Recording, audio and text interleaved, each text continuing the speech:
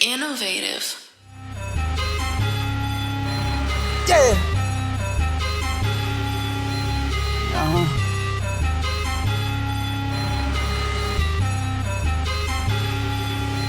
See the plant plug, everything is stock, it's organic. I don't take much to put a seed inside the planet. It's way more about what you do after you plant it. It's all a cycle, go and cook a plate and smash it, yeah. She got all the needs for your seeds, yeah, yeah. Hit the knees, gotta pull out all the weeds, yeah, yeah. Don't forget, never be scared of the bees, yeah, yeah. Hey, yo, what's up? It's Taylor. I'm the Plant Plug. I'm the owner and operator of the Plant Plug, also go by Plant Plug Triple G LLC, as well as I have that trademark, that TM. Please remember that I'm the one and the only and the original Plant Plug. And welcome to my podcast, everybody. We're on episode 4, season 3. Hit the siren. Welcome. We're not on Big Boy's Neighborhood, but you get the drift. Especially if you're from Los Angeles and you're in the middle of that commute, you should actually wake up to me. I think that's a good idea, right? Figuratively, literally, wake up to me. I think the sound of my voice is rather pleasing. Depends. It depends on what kind of tones you like, but please believe I try to hit all keys. Welcome to the Plant Plug podcast, and wake up and smell the lavender, everybody. So, guess what? My guest is me. My special guest today is me. If I'm not the specialist guest that can be, it's me, it's Taylor Lindsay, and we're going to get really raw and real when it comes to just pretty much everything, as far as just being an owner of your own business. And also, I realized how multifaceted the Plant Plug has become in the last 3 years. I've been doing this professionally since 2019, and also what the Plant Plug has turned into. And by the way, y'all, not only am I on YouTube, I'm also on Spotify, Apple Podcasts. We actually have listeners in Germany. Did you know that? No. We have listeners in Germany and in India. Wow. Yeah, as well as the live videos on YouTube. There's definitely snippets on Instagram. If you don't follow me, you can follow me at Plant Plug LA. I got it, y'all. It took me 3 years. I got Plant Plug LA as my handle. You got the handle. I got the handle. Because there's like 13 other Plant Plugs, but they need to put some respect on my name, Indeed. Birdman Hands, as well as I want people to come to the right place. So, yes, Spotify. We're on Instagram. I'm on TikTok. Not as frequent, because the app kind of belongs to the children right now, which I really appreciate. I do not discriminate towards the Gen Z and the children, but that's anybody under 25. And also, we are on Anchor FM. Very nice. And we are moving towards other platforms coming really soon. So I appreciate everybody that's been listening, that's checking into older episodes, and actually up on game on the newer episodes as we go into 2023. So the thing about this is that this episode is going to be your farmer friend. Everybody should have a farmer friend. Cam, my amazing producer. I'm not in the studio alone. I'm not in here alone. You don't have to hide your wallet and hide your purse.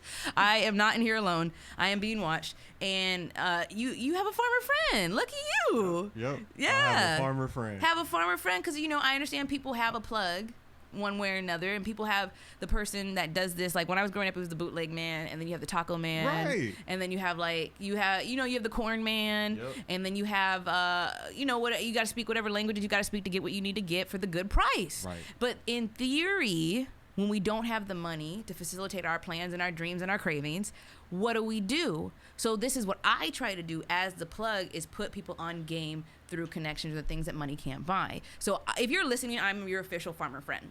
You could tell your mom about me. You could tell your dad too. I just don't slide in my DMs.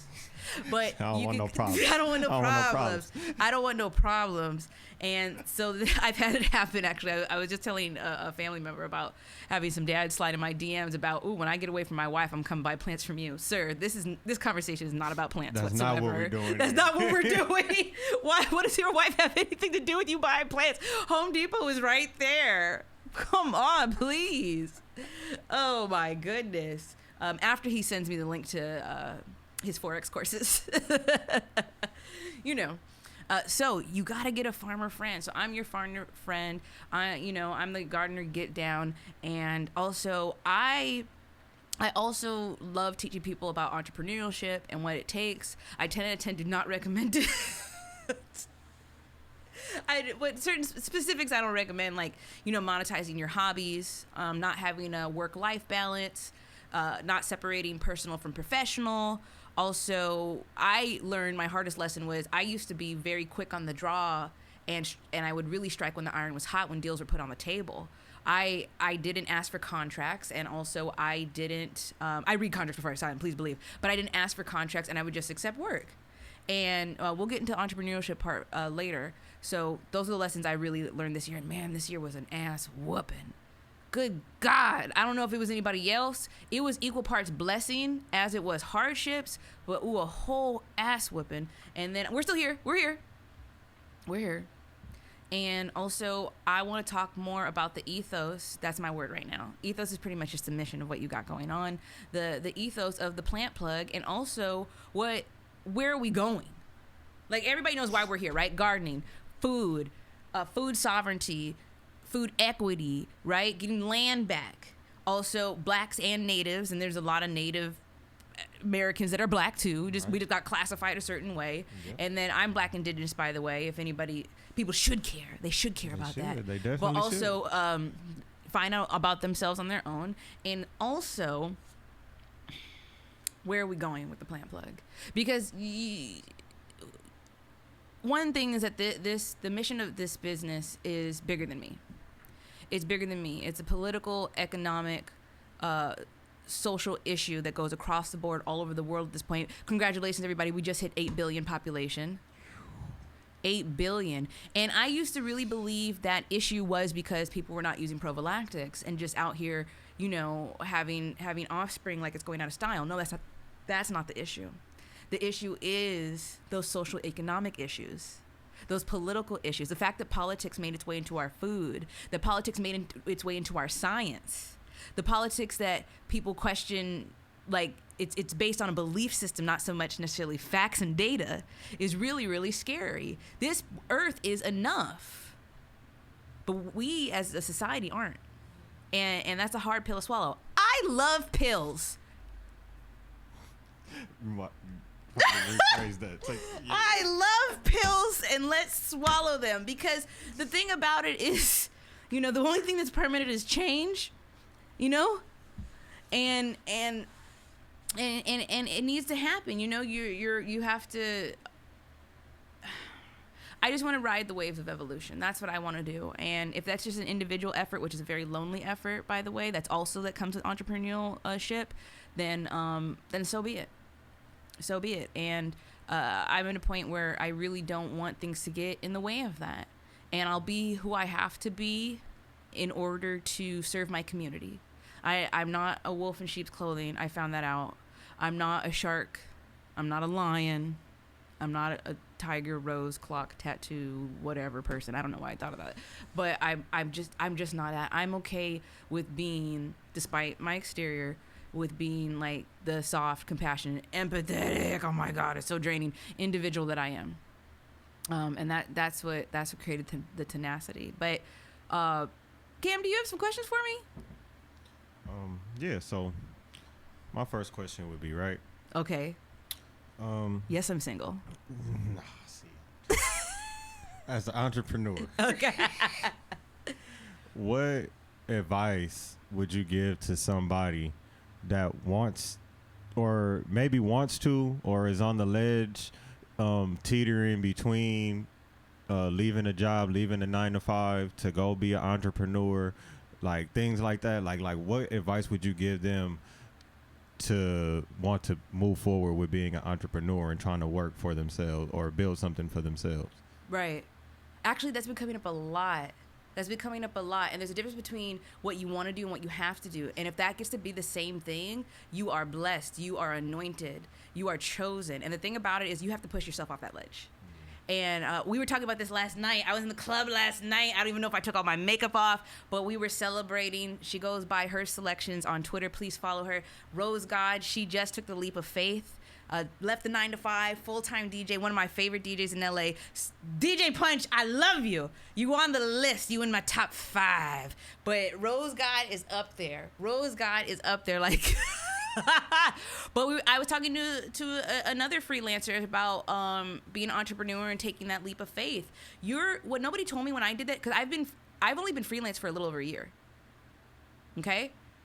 Nobody told me about the suspended in air part. Yeah. Nobody told me about hanging. And what the thing about that is what's gonna keep you at least, for lack of better term, grounded, or at least holding on. It's faith. It's faith, and it's things that are tangible and things that are within your reach. Bless you. So the thing about that is, I didn't hit the ground running until I realized what was already mine and how much I already had as far as what I needed.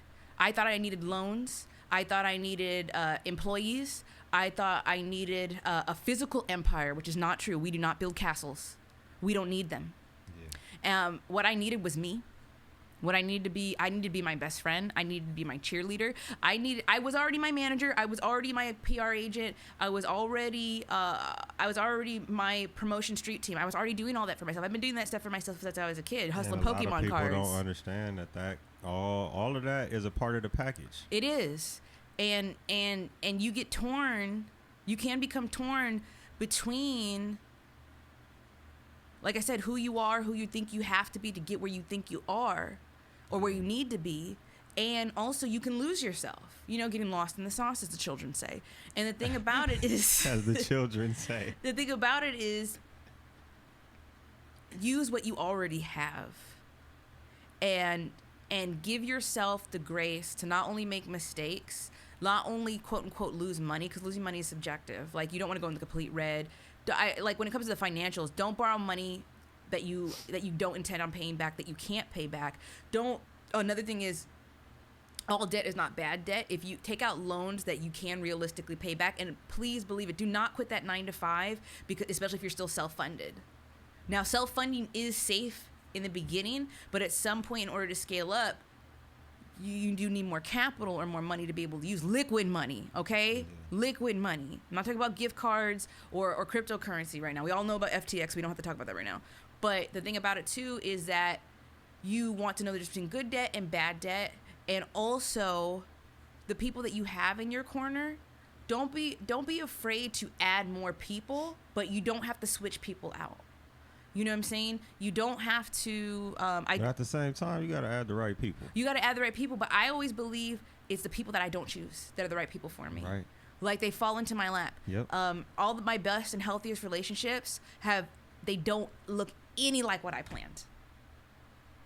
How did I end up in here? How did I end up part of innovative culture? Yeah, And I would say that if somebody's really like, give yourself, I would say 3 to 6 months of actively pursuing what it is you want to do, because there's a difference between being an entrepreneur and being a freelancer. So a freelancer is like an individual that works within an industry. An entrepreneur can be somebody that invests in stuff. You could have outside endeavors. And if you just want to increase your income, that's different than owning a business. There's so many different ways to increase your income. If increasing your income is your goal, that's not the same as being a freelancer. Yeah. If you hate your job, join the club, honey. Yeah. You know what I'm saying? And I've done a lot of things this year that I didn't want to do. But when it comes to success, there's no secret. It's just being consistent, and you're going to have to do things that you don't want to do sometimes. Now, I'm talking about degrading on our knees kind of things. That's not what I meant. That you have to do. The things that you have to do, yeah. But then you get to a place where I get to do this. Mm-hmm. I get to do this. And my biggest flex this year is that I was in a place where I got to turn down work. Because I'm not a workhorse. Yeah. And also, I did have employees for a while. I had a team of 5, but I put them before I put them before me, that's what I'm the kind of person. I do not build my business on the back of volunteer labor. That's a true business owner right there. Thank you. They were making $25 an hour. I was making $18 an hour. Somebody that takes care of their employees. Like, like, how many jobs have you went to and you see the manager or the owner of the company, depending on how big the company was. Right. It might be like a small little mom and pop shop. Right. But they might take care of the whole crew at the end of the day. They might take them out, or they might have just bring everybody together, or the good ones. But then you had the people who didn't really care. They wouldn't really, they want you to work while they go out and party. That type of stuff. It's always some middleman stuff too. In the last company I worked for, I learned the business model in and out, and I'll say, like, I really admired it. but they were just so high up I would never touch them. But I found the people that did run the franchises phony. Phony. And then I ended up investing in the company at large, so I'm getting the phone calls. Now that's a real flex. And if you guys work for these corporate companies, buy stock. Don't wait for the company to give you stock because they're not going to do it, especially if you're at entry level. If you're a 9-to-5er at a retail job, look up the company stock. You'll always know more than the manager. And guess who gets taken care of more? The investors more than employees. So the thing about it is I was getting sales calls, reports, because you get quarterly reports about how the company's doing revenue-wise. I knew about programs that were coming up. I knew about sales records and things like that. And then general manager or the regional manager would come in and say, oh, this, and that. I'm like, yeah, I know. I'm aware. And I said, how do you feel about this, and that, and where the direction the company's going? And they're like, what are you talking about? I'm like... Stumped. Yeah, Stumped. And there's no shade in that, but the thing about it is, I'm like, so what kind of leverage do you guys really have over me? Other than seniority, a hierarchy, and a false sense of ownership.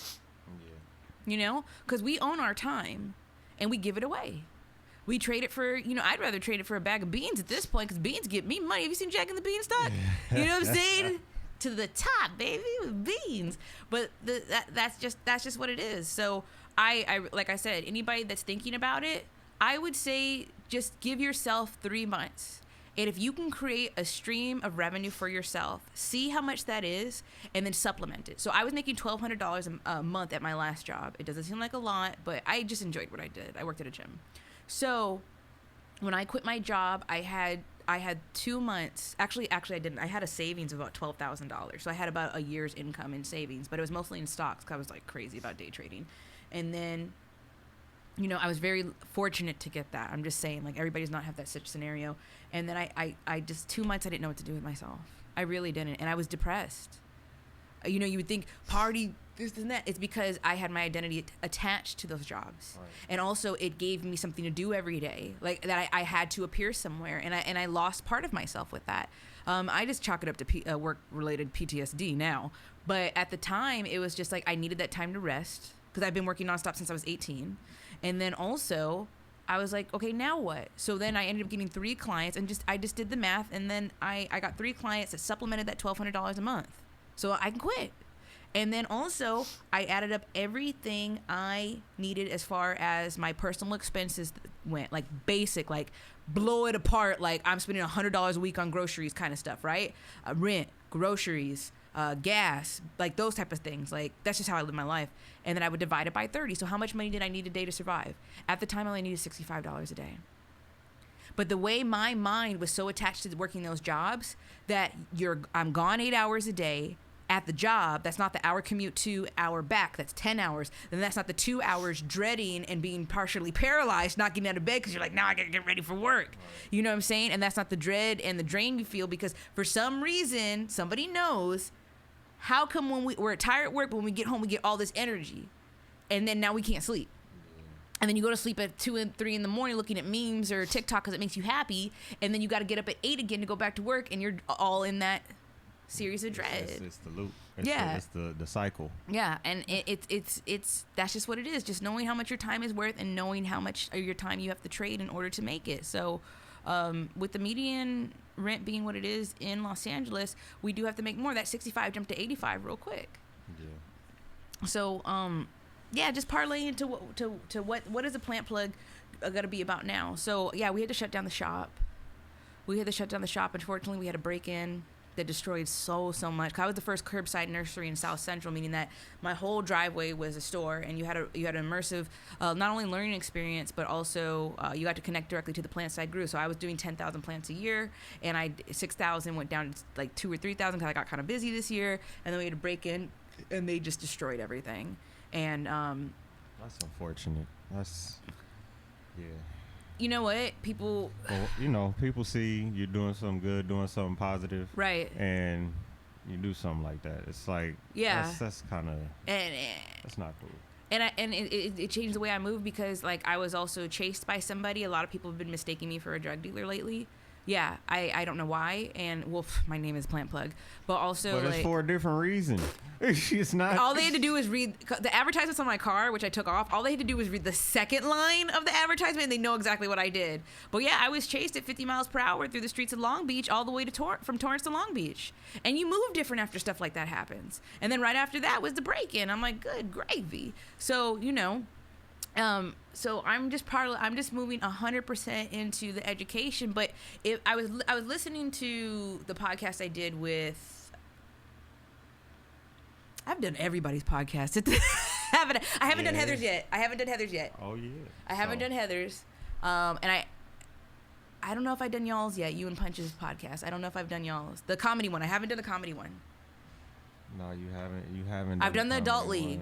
You did. Yeah. You I did the Pro adult Hustle league. Zones. You did. And I did Chop It Up Barbershop. Okay, shout out to them. I hope they're good. Yeah. I hope they're good. Yeah, out here. But some more. Pro Hustle Zone. I was talking about. It's interesting because that was less than 2 years ago. And I was talking about how I start with the education and the seed, and there's no money there yet, but there is going to be. That's how I make my bread and butter, is the education.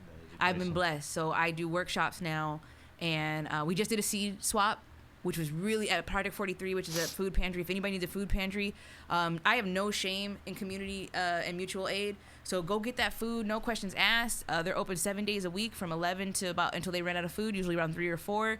And they have really good pickings. And whatever they don't use. Miss Ann down there. Yeah, there. Miss Ann, you know it's good. Miss Ann is a community street legend. She's a legend out here in these streets. So go get that food. And we had a seed swap there. We're going to have the next one January 14th. Hopefully this episode's out before January 14th, 2023. And you can come get some free seeds and learn from me. Because if you don't have the space, you definitely can start something. So the seed and the education, that's what I'm moving forward with. And I want to build a team again. I have a bunch of amazing people that I've been blessed with. And the thing about the Plant Plug itself, what is it that we're not going to do, you know? What else is the business not going to manifest itself into and also involve into? And I want to say this too, before I ask you the next question you're going to ask me, is I've been thinking about this a lot. A lot of people claim that they're at the top of their game. And I noticed one thing. If somebody's at the top of their game and they claim that, and they're not open to innovation, and their top seat is mostly based on nepotism, a hierarchy, and seniority, they're not at the top of their game. How can you be at the top of your game and you're not in a place that breeds innovation, that lets the children come in and teach you, you know, that lets you learn from the top and the bottom, you know, like back, forth, side to side, and up, I'm down, happy up, you down, chose that A, word, B, yeah. because that's what we do here. It's like the house of innovation. That's what I'm talking about. Oh yeah, it's on the hat, everybody. It's on the hat. You know, and I was just like, for me, there is no pinnacle for the Plant Plug. There is no pinnacle, and everything it's not linear for sure. Because imagine if we just had one try at things and things weren't cyclical, it was just like a lot of us would be at the end of our rope. That's it. So I'm just taking a big step back, and like I'm the person that, you know, if I know anything, it's that I know nothing at all. Now, what I do know though is the plant of the day. The plant of the day is not a plant at all. I want to talk to y'all because this episode, we're going into winter, y'all. It's been 40 degrees in my bedroom, and I don't appreciate it. And we're in Los Angeles, okay? We're in zone 10. We're supposed to be able to grow pineapples up in here. You know, we're supposed to be able to grow certain foods all year round. The plants that I do have popping are peas right now. And I had peas on my last episode. Yeah. I had peas with Martin, right? And then also we did the game show. Mm-hmm. That was fun. That was it. Are you sure about that? Best game show in South Central. Okay, so the plant of the day is actually it's gonna help you during those hard times. And I say hard times, I know we talk about a lot of hard times up in this studio, but I mean the real hard times, which is seasonal depression. If people are not aware, seasonal depression is a disorder that does occur when we get less sun, and vitamin D. So we're going to focus on the supplements. But like I said, I am not a medical professional. Everything I say is for entertainment purposes only. If you do take anything, it is at your own will. And here at the Plant Plug Podcast, including Innovative Culture in the lovely state of California, do not take any liability depending on what the viewers and listeners want to put in their bodies, please. But listen up here. So vitamin D. Vitamin D can actually be found naturally. It does occur in a lot of fish, but also the plant, everybody's favorite, mushrooms, dog. What? Mushrooms have vitamin D. Shiitake, lobster mushrooms are actually one of my favorite. Shout out to Chef Supreme. If you guys don't follow him, he has this super bomb lobster po' boy. It's like, it'll bring tears to your eyes. It's so ridiculous. Oh, wow. The way he fries it is like catfish with that cornmeal crust. Yeah, that sounds great. But it keeps the texture, because you know when you fry a mushroom, sometimes it absorbs all that oil. Yeah. It was ridiculous. Shout out to Chef Supreme.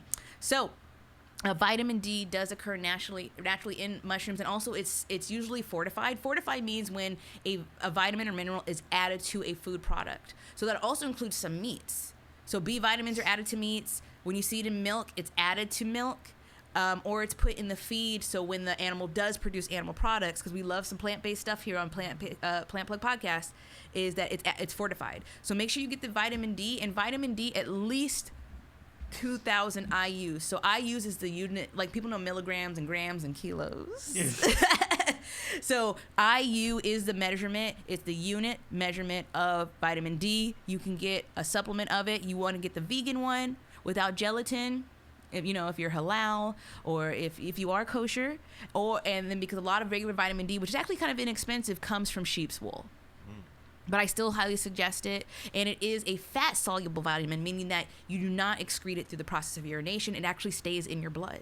Oh, wow. So you don't need a lot of vitamin D. You do not. So maybe once or twice a week, 2,000 IU. It can also help, especially for men, people with them prostates, colon health. Colon health. Also, for them women's with them bones, y'all that got them bones, we are actually at higher risk of osteoporosis, so vitamin D and vitamin K. And then it just helps with overall happiness. Vitamin D. And then next to that, we're going to talk about the omega-3s. Now, omega-3s, we hear about omega-3, 6, 9, right? I am not talking about fish a lot in this podcast. You know why? Because the industry is foul. Yeah. It's really foul. I've been seeing some foul stuff going on. Nonetheless, do I have another place you can get bomb omega-3 from? Absolutely. We got flax oil and flax seed. You could take it by the teaspoon, and it has thousands of omega-3, 6, and 9. Another one, sunflower oil. And then the OG, we're not going to forget, good old-fashioned algae. Algae actually technically it's vegan. It has a ton of omega-3s because omega-3s help with hair, skin, nail, brain. We need those. And then also, there has been studies done, and you guys can look up these studies if you want to. Examine.com is where I usually like to do my supplement research, or Eurowid if you're from that generation. Do you remember? Those are websites that you're not supposed to be on. But Eurowid, Eurowid, you're not going to find anything about no vitamin D on there, omega-3s. But there's been studies that are taking place right now that talk about the regenerative properties of rebuilding skin and other tissues in the body using omega-3s. Because what we're doing, did you know that humans are constantly we're dying because we're catching fire. We're constantly imploding. Did you know that? No, I didn't know. So have you heard of antioxidants? Yeah. So antioxidant, break it down. Anti is none, right? And then oxidation. So oxidation, because we need oxygen to breathe, but at the same time, if you add oxygen to a fire, right, it's gonna kaboom, right? Yeah. So the thing about it is antioxidants actually slow down the aging process because we're constantly in a state of degradation. As we get older, tissues break down, right. Or disease takes place, and so forth. So that's why antioxidants became so popular. It's to slow down the burn. So that's supposed to be like the fountain of youth or something? It's like the antioxidant drinks. They think they slowing down their aging process by drinking. Is that what that really is? Yeah, because there's free radicals too. So I can do a whole nother episode, which I'm not going to do right now because I'm tired. But on I just need to word this better. I never knew what it meant before. I just listened to what I just said, and I'm like, Taylor, that doesn't sound like it makes sense. Okay, let me just put the statements out there. Okay, because I'm on 3 hours of sleep. Antioxidant, oxidation, free radicals. Okay, those are the building blocks of my point. Okay. But antioxidants, I remember they were pushed really big, especially by like Palm Wonderful and pomegranate. By the way, if you want fresh juices, hit up straight up fast food, because at a certain point, those nutrients die. And we're just drinking water at this point. It's very expensive sweet water. You know, I'm down for some agua frescas, don't get me wrong, but agua frescas off the block are way fresher than the stuff we have on the shelves. And plus, it's pasteurized. But get your stuff from straight up fast food. That's the homie right there. We got to get his stickers up here. Yeah. We got to fix this. So, no, this is great. I just love seeing everybody's thing out there. Mr. Smooth Love, I see him. We got inspiration for sale. So, yeah, but yeah, we're just combusting. We're, you know, there's spontaneous combustion. I've heard of that phenomenon, but I'm talking about like, I'm serious. We're just constant. We're combusting. Come on, we're 98 degrees. Yeah. When you have a fever, your body's cooking off. Like a lot of people say, take aspirin during the fever, but that fever is to cook off whatever's taking over your body. You know what I'm saying? So it's just. Like I said, I'm not a medical professional, my goodness. But just look it up. If my goodness, this is not my job. But yeah, flax oil for your omega-3s, 10 out of 10 recommend, and also have that vitamin D to help with seasonal depression. Because what do they do? It's dark at 3:30 now. Yeah, well, for sure, like 5. Like I know at least by 5 it's dark already. Yeah, it's crazy. We're but I thought that we voted to not have another. Just California.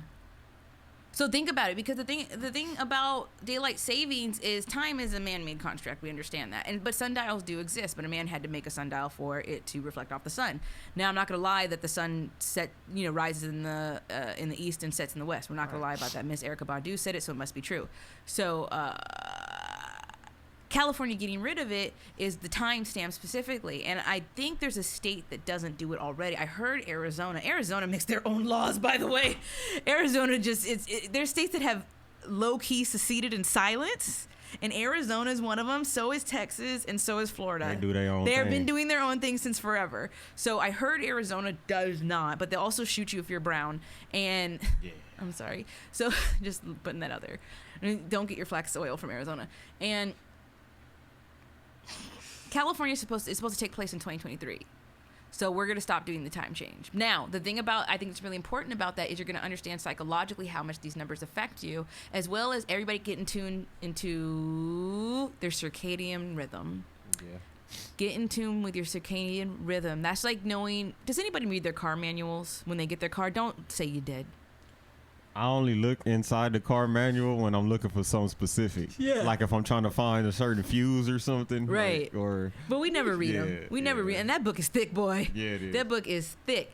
And, that's what our car manual would be. In essence, is our circadian rhythm. It's something that I haven't tapped into until this recent daylight savings, because I am confused. Oh, I'm confused.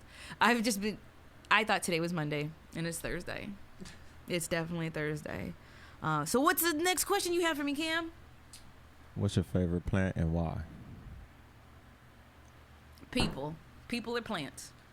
Now, that's a broad stroke question. You know what? But I can accept that answer. I can accept that answer, but it's like a lot of people don't like other people. So you got to explain why people is your favorite plant. Have you looked at botany? Botany, they do not get down with each other. You know, walnut trees cannot have other trees or other fruits and vegetables grow within 10 feet of them because they'll kill it. They need their space, but it's people that's like that. Yeah, there's people like that. So it shows like... You know that guy that stands in the corner and his eyes are yellow and it looks like he hasn't slept in 10 years? And he has smoke coming out of every hole in his body? That guy would definitely be a walnut tree. Yeah. So to answer, my favorite switch, how I got to where I am as far as knowing certain plants is that I'll hyper focus on a plant and just become enthralled by it. And I noticed that it's based on season now. Like growing up, my two favorite things were lemons and strawberries, right? And by the way, if you eat lemons from age 6 until now, you're gonna ruin your teeth, aka me. And that's since changed. It's changed so much. Like I didn't know there was a citrus season, which is it's November till February, and then also I don't know because I drive Riverside imports, Cam. Oh, okay. Imports. But the fields full of oranges and shit. Oh yeah, it's citrus season right now. But all through the year, like I remember going in like the spring and the summer, and I still see them out there like just trees full of oranges. Yeah, you're still gonna have that, but the thing about it is some things are treated and grown, especially in California. We can do that, and then another thing is that people still have to produce, especially if that's their business. But when it comes to bare basics, as a plant is in its essence, citrus season is now. So just like we have a season. I'm not meant to be walking this earth forever. Yeah. But we have a season and we go through changes. So do plants. So they thrive during November to February in Los Angeles. And my favorite plant right now, or what I've been hyper focusing on, has definitely been peas and zinnias. Peas and zinnias. Like, we need more pollinators in California because of bees. Milkweed's my jam. It takes a long time to grow from seed, but man, is it worth it. I have some caterpillar homies. What's good? And also, zinnias are absolutely gorgeous, and they're such a fluffy flower, and I don't really see them a lot in bouquets. And peas. I started some Alaskan peas. I started some sugar peas. They're super easy to grow. They're absolutely gorgeous. You get these wonderful white flowers.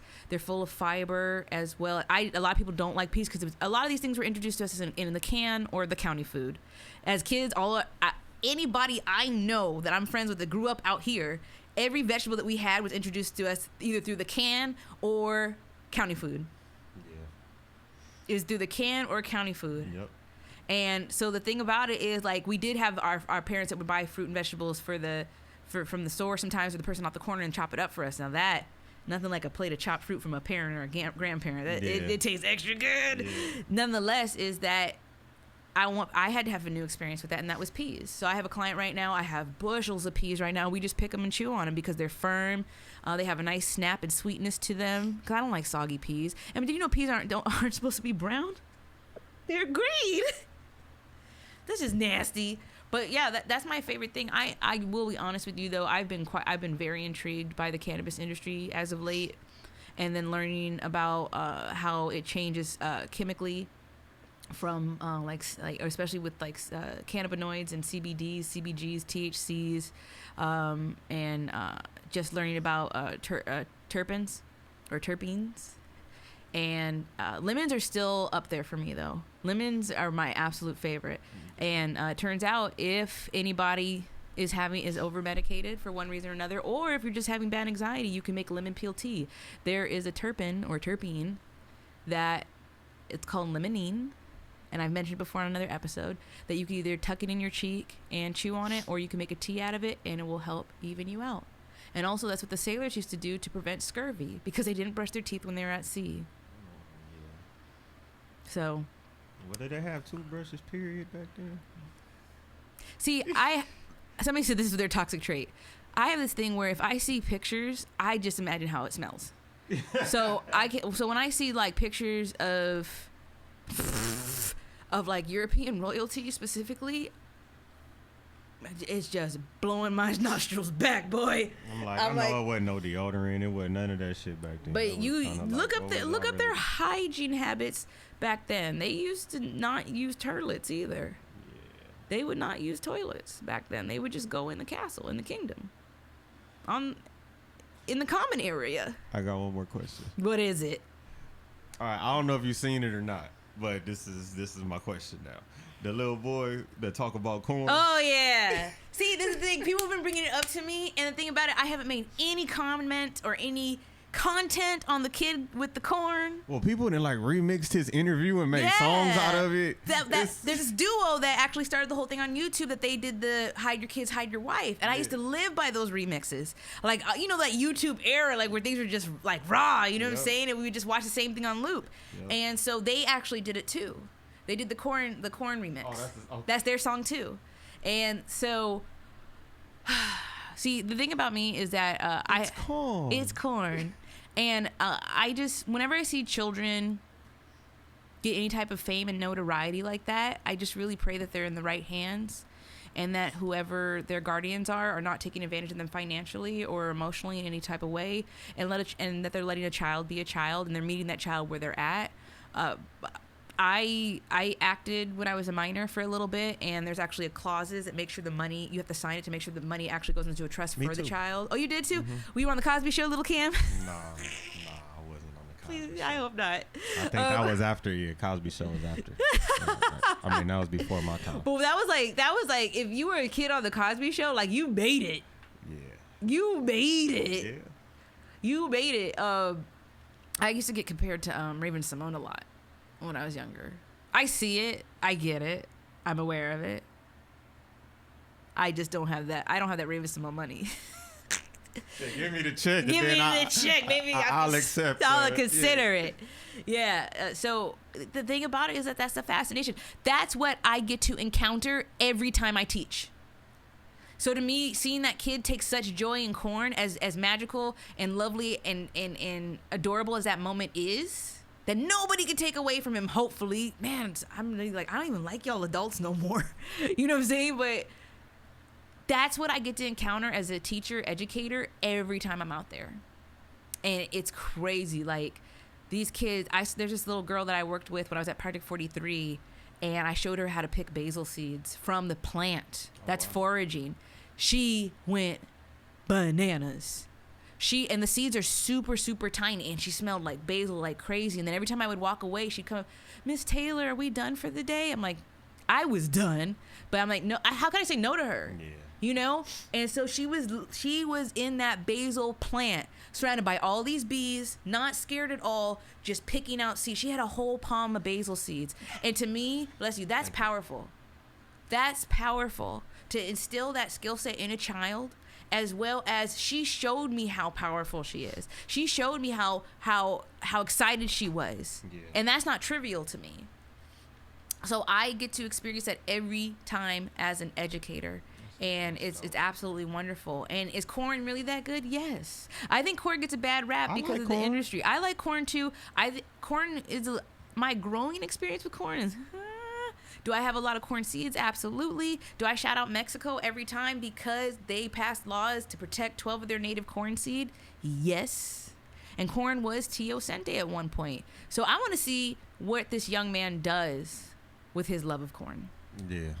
He might come out with corn juice. He gotta have his own brand of elote. See, I'm so jiggy with that. They gotta have like elote with his picture on it. Who knows what they're gonna do? Because I've been seeing a lot more black children specifically having their brands. There's a lemonade stand brand, and then they get picked up. And like I said, I just hope that, because I always think of the back end when it comes to business first. Right. It's the first thing I think of. And I'm like, anybody taking advantage of them? And are they getting good deals? Mm-hmm. Are they getting good deals? Like if you get $1 million deal can be worse than $100,000 deal, because the agreement and the details in that deal. Yeah, it gotta make sense. Yes, and that's another. The right people looking over your paperwork. Thank you, and that's what I said. When you're going back to your last question, is one thing I didn't do that I wish I did when I first started is get everything in writing and write. You get to write. The one cool thing about being an entrepreneur or freelancer, you get to write your own work agreements, and you get to tell people no. Let me call my old job and tell them no, and see if I don't get fired. But if somebody tells me, you can say respectfully. It's gonna be like on page 37 of the employee handbook. Not the employee handbook. I just used to look in there to see what days we get off. Oh, you didn't read this during the orientation? That's what they're gonna. I was so mad. I would only look at it when I was mad. Like I remember at Whole Foods, they made me take my nose ring out, and I was like, "What?" Because I was hired by somebody that had one, and they made me take it out. I ran to the handbook. She work in the back. she don't work out here with the public, so she can get away with it. They always got an excuse. And they said, take it out, because the little kid said, what is that in my face? And the mom explained it to him. It's a child. The child wasn't scared. The child was like, what is that in her face? And so the manager at the time made me take it out, and I went to that handbook, and it said the manager of said Whole Foods gets to dictate what the employees wear, which I didn't know. I've never worked for a company that had that rule. I've never heard that before. It's like it was a standard for everybody. It's not a pick and choose type of situation. But at Whole Foods, it's a pick and choose. Yeah, that's not so cool. I was just like, that's a crazy thing. So these companies write their own agreements, and it feels like law, right? Like they could hire their nephew with the face tat if they wanted to, But did you go to that Whole Foods? That's exactly what happened. That's exact. Oh, you know what I heard that you can't do? Some casinos in Las Vegas do not allow people with face and neck tattoos in their casino. You can't come in? You can't come in, and you can't buy concert tickets. Wow. What am I going to do? Yeah.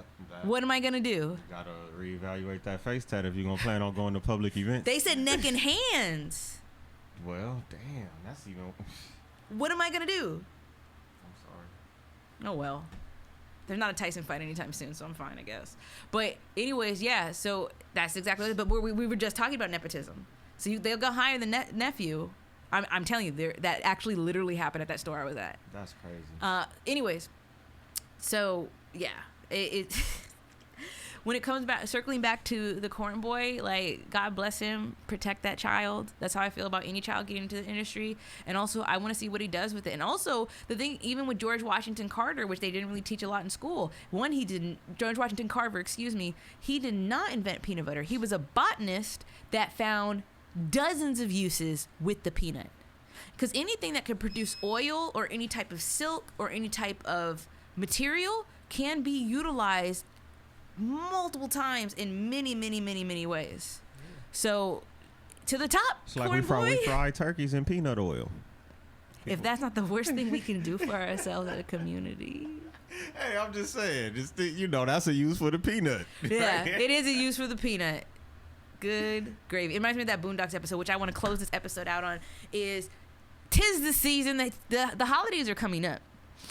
And I just love how society now skips Thanksgiving, goes straight to Christmas. Yeah, everybody got Christmas lights. Yeah, already. I love it. Thank you, guys. So another thing that's really big in our community, the Black community specifically, is soul food. And I do want to talk about it for a little bit and a little quick. If I could just get 5 minutes to add another plant of the day, because we already talked about mushrooms having vitamin D, and we already talked about flax oil having omega-3. So I'm going to throw a little thing in there. And I love my beans. I actually refer to myself as a bean. I think I'm shaped like a bean. It's not disrespectful. I think it's funny. And the thing about it is black eyed peas, right? Prevalent in soul food. Now trip out. The thing about black eyed peas, two things, is I recently learned that back in the day, African slaves in America farmed everything. It wasn't just cotton. And it was more than tobacco and watermelon. They farmed everything, right? But when they had to cook their food, they were only allowed to have one pot. That's how we ended up with gumbo and succotash. Because you had one pot to put everything in. Had to feed everybody. And we got 4 burners and 6 skillets, and we got a grill pan, and we got a George Foreman, and we got an air fryer. You had one pot. Yeah, you gotta throw all that in the pot and cook it at once. But the glory that came from that blows my mind. But something as simple as you only were allowed one pot. I'm talking about like you were only allowed one pot. Not we were so impoverished we could only afford one pot. No, you were only allowed one pot. Gave birth to like the bane of my culture's cooking. Yeah. Like if you can't make good gumbo, you weren't shit. And also, it's funny because you could associate the gumbo recipe to the person. Like my uncle, who listen to him, he is so country. He doesn't even say bye on the phone. He just hangs up on you. And, and the thing about it is he knew this guy that used to put bologna in his gumbo. And you don't talk to that guy. Would you trust a man that puts bologna in his gumbo? I'm not trusting that at all. But would you trust a man? Would you let that man watch your children? Nah. Would you let that man drive your car? Nah. Would you let that man know your last name? Nah. That's what I'm saying. Put bologna in the gumbo. That's so funny to me though, because they were basing his character off of his gumbo recipe. Wow. See, and we don't do that anymore. We'll judge somebody based on what kind of raisins and potato salad, huh?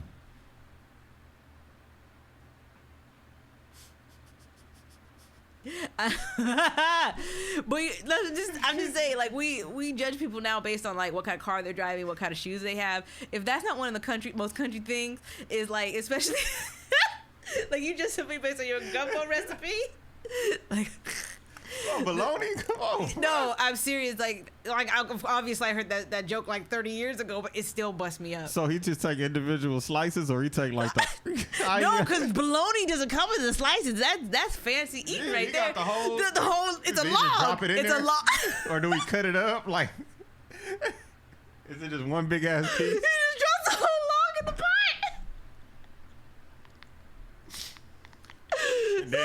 Then once it start to break down, that's when you know it's ready. Like you got all the juices. All the juices. All the seasonings and flavors soak into the bologna brick. It tastes like prison. Yeah.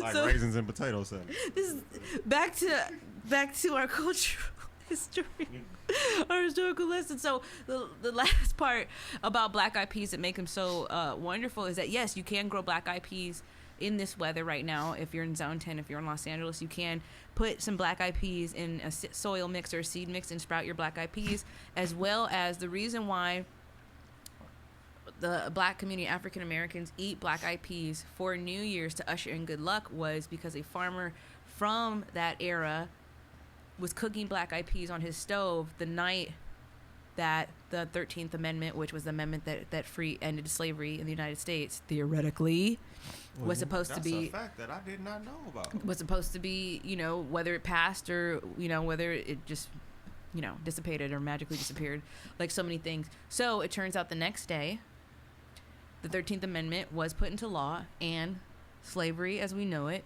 was ended. Theoretical slavery was ended in the United States of America. That's why African Americans eat black eyed peas on New Year's every year, because it's okay. If that's not trauma, I don't know what it is. Ancestors, you know what I'm saying? But the fact is, it's another thing that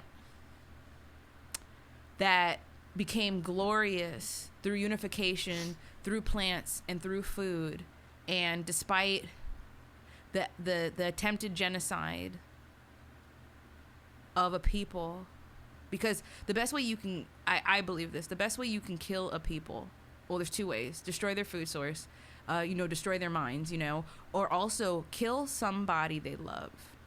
That's the best way to kill somebody. Is not kill them, kill somebody or something they love. So just disenfranchise them completely and absolutely in every way, single matter. Take their God, take their spirituality, take their food, take their mind, and introduce systems that take centuries and generations to completely dismantle, let alone understand. So, I've come to love black eyed peas. I love okra. I grow both of them, and I grow corn. And the thing about it is, I think about that one pot, and we were promised that America was supposed to be a big melting pot, and it is still very greatly segregated. Anybody that's not from Los Angeles, if you're listening, Los Angeles is still greatly segregated. So the thing about it is, we don't have the blacks only and the coloreds. Remember when people used to call us coloreds or Negroes? We don't have those water fountains anymore. But the segregation, that's the scariest part, is the lines that we can't see. The signs that are unwritten, that are not posted. That's facts. So the thing about it is, when I think about that big melting pot, the melting pot is that single pot, and I want to not only honor that through sharing the word, but also adding to that pot. I'm not here to take. And that's the thing about the plant plug too. The plant plug is not here to take. I can be a millionaire maybe once or twice over right now. I'm not, because of the things I chose not to do. The way I chose not to run my business, people are like, because I'm not here. That's the thing about capitalism. For me, it's not about getting rid of that system where people can't make money and make profit. It's just the profit margins don't exist. Yeah. And there's not a high, there's not a cap, and there's not a low. So there's no limit to how much profit you get to take and how much you get to take advantage of people. Yeah, there are monopoly laws, but every law has a loophole.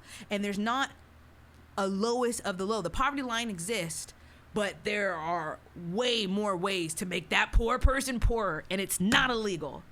That's why capitalism, slow down. Yeah. Capitalism and democracy are not the same thing, and that's what happened. So coming back to that melting pot and those black eyed peas and just all that it is, when people tell me it's not that deep, y'all, it really is. And it is that deep, especially if you're listening to the Plant Plug podcast. You are in the right place. But I just want to end on that note. Y'all, happy holidays. Be safe out there. Grow some black eyed peas. Get your vitamin D. get your 30 minutes of sun when you can, preferably in shorts. You want your legs and your arms exposed. I know, Cam, you don't want to show everybody your legs. You got to show them gams, boy. You got to show those gams. Yeah. Come on. Get it where you fit it, boy. That. Yes, we do. All right. But thank you, everybody, for listening in and getting to know a little bit more about me, the business, Cam, the producing man. Check out Innovative Culture also on Instagram and YouTube, and they have like 10,000 shows. It's absolutely incredible the kind of stuff they produce out here. And also they produce me, Taylor Lindsay, the owner of the Plant Plug and the Plant Plug podcast. I appreciate y'all, and tune into the next episode, and I'll see y'all later. Peace. Yeah.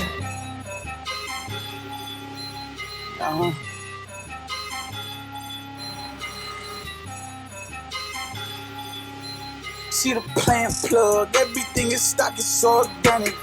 I don't take much to put a seed inside the planet. It's way more about what you do after you plant it. It's all a cycle, go and cook a plate and smash it, yeah. She got all the needs for your seeds, yeah, yeah. Hit the knees, gotta pull out all the